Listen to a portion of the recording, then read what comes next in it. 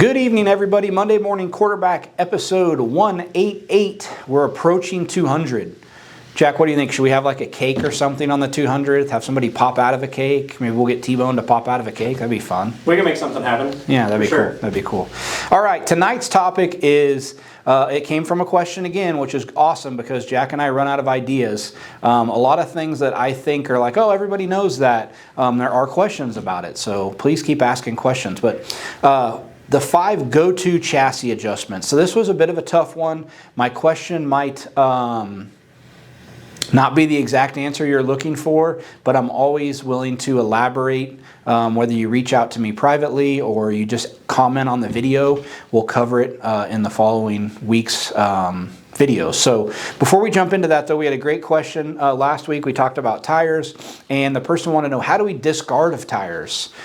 And that's a good question, and that's probably better asked by whoever's selling you the tires, like what the rules are in your general area. Here, I hope nobody from Waste Management is watching, but back when we had Ray's trash service, they would take them as long as we cut them up and put them in trash bags.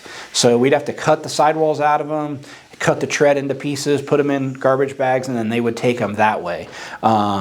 I still do it, even though Ray's is gone and Waste Management's here, and they haven't caught on to me yet. So also a lot of times, if there's still some life in the tire, but we're just not going to use it because for whatever reason we're racing it at high-profile races and we need the absolute best rubber on there we can get, I'll set some of that stuff aside and try to help out local racers, either sell it to them inexpensively or give it to them or whatever. So just because a tire is not good to you doesn't mean it's not good to anybody. So that's oftentimes a great way to get rid of a tire, is just helping out a new family that's getting in, or a lower budget racer. A lot of times they could run the rest of the season on something that I'm getting ready to cut up and discard. So all right, so we filmed tonight's segment in the shop, 5 go-to chassis adjustments. What are my favorite? How do I go about thinking about those things?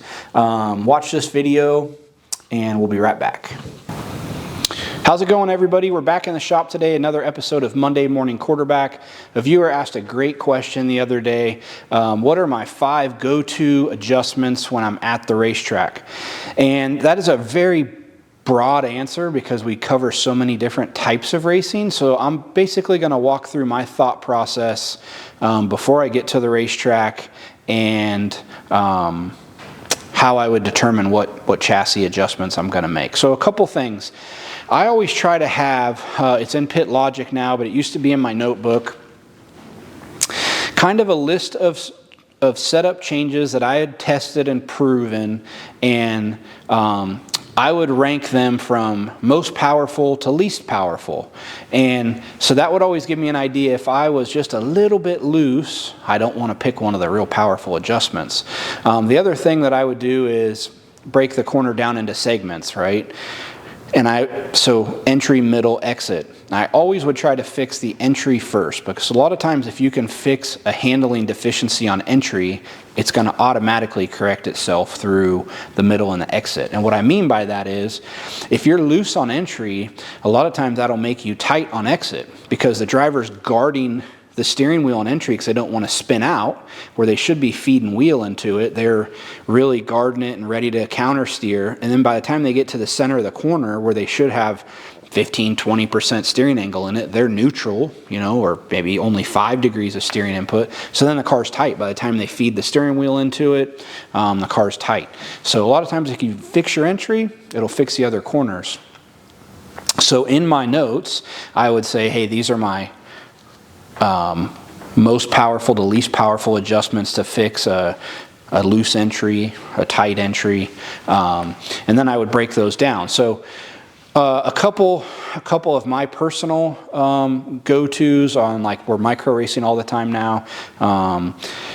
Wing angle, I think that's often overlooked. An old timer once told me that air's free, and so use it. And a lot of times that is the case. So making sure your wings got the right angle, forward to back, you're utilizing that big airfoil on the top. Wheel spacing, right rear and left rear on these cars is very powerful. Also cross weight, shock adjustments, and I'm going from most powerful down to least. On the quarter midget side, where we just got out of, very similar. So stagger's very powerful, rear and front pan hard bar adjustments, and then ride height is another big one. Cross weight, spring rates.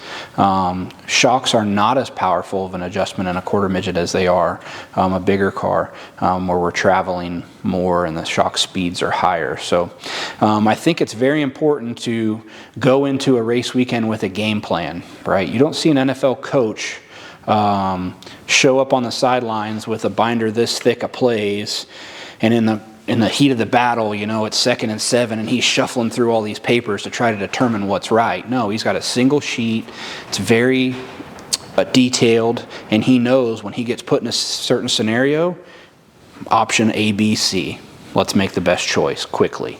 Race nights often are the same way, right? It's not a 25-second play clock like football, but often it's quick, right?